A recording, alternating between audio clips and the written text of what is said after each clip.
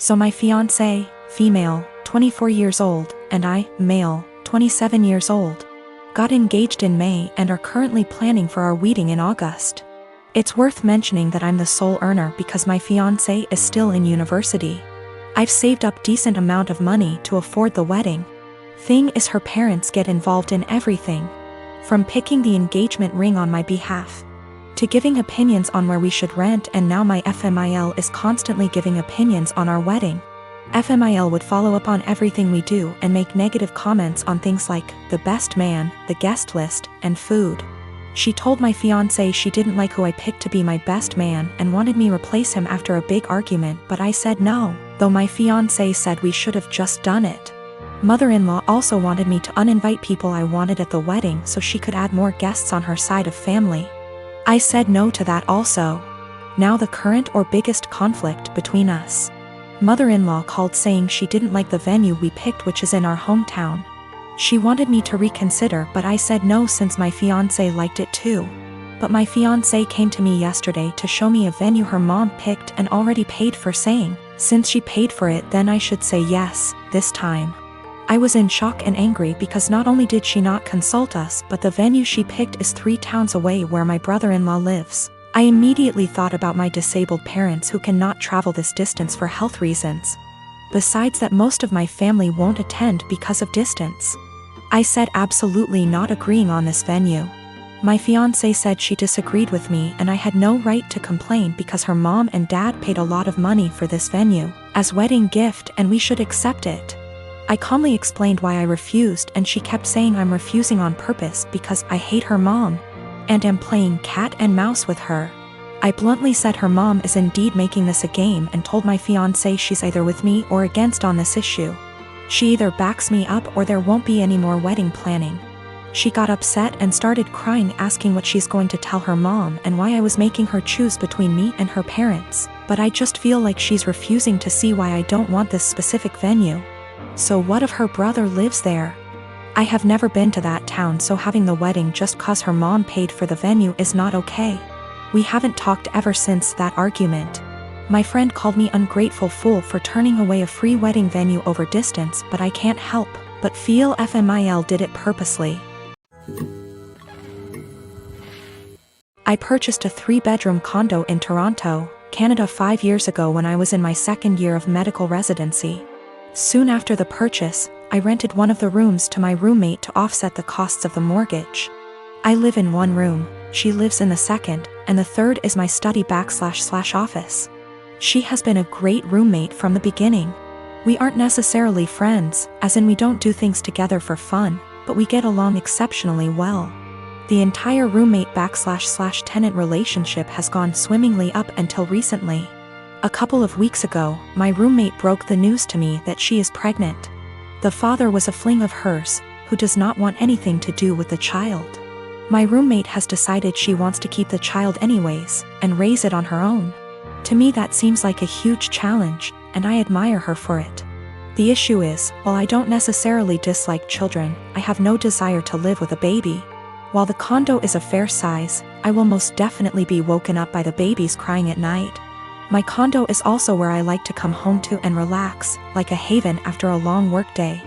And the idea of coming home to a baby honestly seems absolutely chaotic. Especially since this isn't my own child, i.e. one that my girlfriend and I decided to have / was mentally prepared for.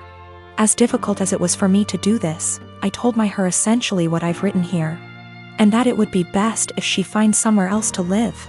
I am not rushing her out or anything like that. I have given her 6 months notice. Since any later than that will come too close to the birth. She was honestly quite taken aback by this, and thought that I was being cruel. Her primary concern is that rent has gone up substantially in this city since she signed on with me. I haven't increased her rent since she moved in, so she's essentially paying 2015 rent. She works as a waitress, and will likely need to find a lesser apartment to keep within the same budget. A couple of other considerations are that she was out of work while restaurants were closed. But I did waive her rent for that period. All of the furniture is also mine, aside from her bedroom, so she would need to figure something out on that front as well. Aside from all of the child expenses. I understand her position, and I feel horrible about the situation, but I honestly can't do it. I haven't been able to give life much thought lately, as work has been quite busy. Firstly, I have a friend in real estate, and I'm going to see if they can help her try to find some affordable listings. Secondly, as I don't plan to take on another tenant after her, and can afford to do this anyway, I have decided I'm going to waive her rent for the remainder of the tenancy. This will hopefully give her a bit of a boost to get on her feet. I consulted an attorney to be 1000% sure, and this is perfectly legal. Since I live in the unit, the eviction laws are much more lenient. Her baby will become a toddler, and a toddler eventually becomes a school-age child. Will it really be any better to do this later on? When I came home from work today, I told her that I wanted to discuss the overall situation. Before I even began, she actually apologized to me for how she spoke to me, and for expecting that I would be okay for her to raise her child here. I told her that her apology is totally unnecessary, as her reaction was completely understandable considering the uncertainty of her future. I then told her that I would waive her rent for the REMA. I met this guy about 18 months ago, and we've been together since. He knows about my employment history, and he said that he has no issue with it. Though he did ask me to tell his family the white lie I occasionally use on my CV and stuff, which is that I was a waitress. A month ago we found out that I'm 2 months pregnant. He says this is great news, and we should move in together. I assumed he'd be moving into my place because he rents his far smaller 1-bedroom flat while I own mine. And I have room for a baby's room while he doesn't. Also, I really don't want to leave my flat. It's my flat, I love it, I could see myself living here for the rest of my life. And I don't want to lose the security of owning a flat and have to go back to paying rent or a mortgage each month. However, he then said that he didn't want to move into my place, and said I should sell it and we buy a place together. I said that I like my place, it means a lot to me that I was able to buy it. And it represents years of working my arse off scrimping and saving. He then said that he understands all of that, but we should be living together by the time the baby comes, and he didn't want to live in my flat. I asked him why not. It's a great flat, it's central to everything, it's spacious, it's got room for all his stuff. There's a daycare in the building, run / owned by another tenant, and a school 5-minute walk away, the list goes on. And he said that he didn't want to live in a flat that was bought with stripper money. That really pissed me off, and I told him no. Way am I selling my flat, and that he never had an issue with my stripper money paying for this flat before now. I said I wasn't giving up the security of owning a home for someone who tries to make me feel ashamed about something I don't feel ashamed of. He said that his point is if I sold the flat then we could get a new place with the money from the sale. I said, wouldn't that still be stripper money? And he said that's different, and I asked how. He then said he was going back to his place because I can't talk to you when you're in this state.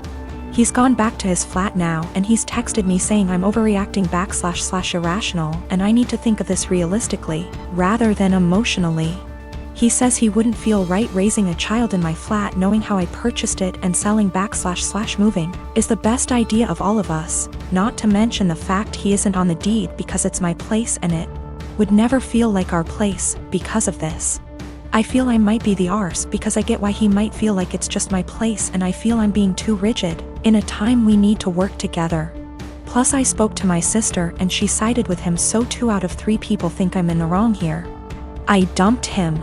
There was a whole conversation, and during the conversation he said he didn't want to be a parent if I wasn't willing to do everything he wanted, including sharing a house back / deed, plus staying together. Also, at the start of the conversation I said what a few people suggested, which was that I'd be willing to sell and split the house with him, provided he paid 50%, and he got very, very angry. Very, very quickly. He also said a few other things, how it's all going to pan out just yet, but it looks like I'm going to be a single mother. So I recently got together with a guy from my hobby. He asked me out first, and I had some doubts that we'd work together as a couple because of the age difference. He's 35 and I'm 22. So, in my apartment, since it's an old house that was originally a single-family house, there isn't much soundproofing. And the floors creak when people move. I've gotten used to the sound of the guy upstairs getting up at 4 a.m. since he starts work at 5.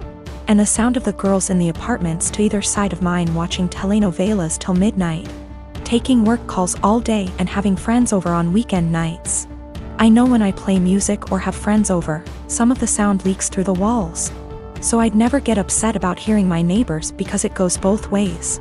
So, when my boyfriend started coming over more often, he had complaints about the neighbors, which put me in an awkward place. He wanted to go speak to them or have me text them, and I said no.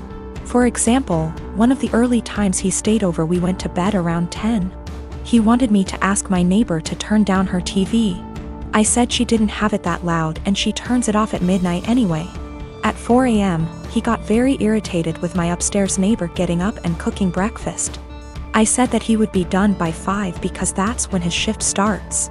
At 7 a.m., he was still trying to sleep in, and the neighbor on the other side had some work calls that he said he couldn't sleep through. I offered him earplugs and he said he couldn't sleep with them in either. He wanted me to ask her to quiet down. He had similar comments every time he heard someone else in the building just living their life, especially if it was when he was in bed. I got frustrated with my boyfriend and told him, you can't expect to date a hot young 22-year-old and not want to deal with a 22-year-old's living situation. I don't know if you realize, but this is a normal apartment for someone my age. Hell, my neighbors are pretty great. Nobody's throwing loud parties on work nights. Nobody's having screaming fights. Nobody's having babies. The hot young part was in sarcastic air quotes because those were his words, not mine. He got irritated and asked why I was bringing age into it. And I said it's because he can't both want someone so young and also want someone with house kinda money. And he was being so out of touch with how normal people in their 20s live. He got really irritated with me bringing age into it. And even more annoyed when I'd respond to his neighbor complaints in the future with, "Okay, boomer." Or tell him that if he wanted me to have a rich person apartment, he could pay for it. It's not possible for me to get to his house on my own because I don't have a car and the buses don't go that far into the suburbs. So that would mean him driving 30 minutes from his house in the suburbs to pick me up, then an extra 30 to drive me to his house. Then an hour round trip early in the morning to get me home in time for work. It's a lot easier for him to visit me in the city. I am using boomer as a joke or a figure of speech to say acting out of touch and entitled to tell other people what to do. It is a common figure of speech to say, "Okay, boomer," to someone who is acting entitled regardless of their actual age. It's more of a mindset thing. I googled his property records for his house and he owns it with a woman who shares his last name. Holy shit. I don't know if she's his wife or ex-wife or what, but I'm out of here. I'm honestly freaking out right now, but I just gotta say, great big thank you to everyone who noticed red flags and made me question that. I've blocked his number. He can have fun figuring out where I went.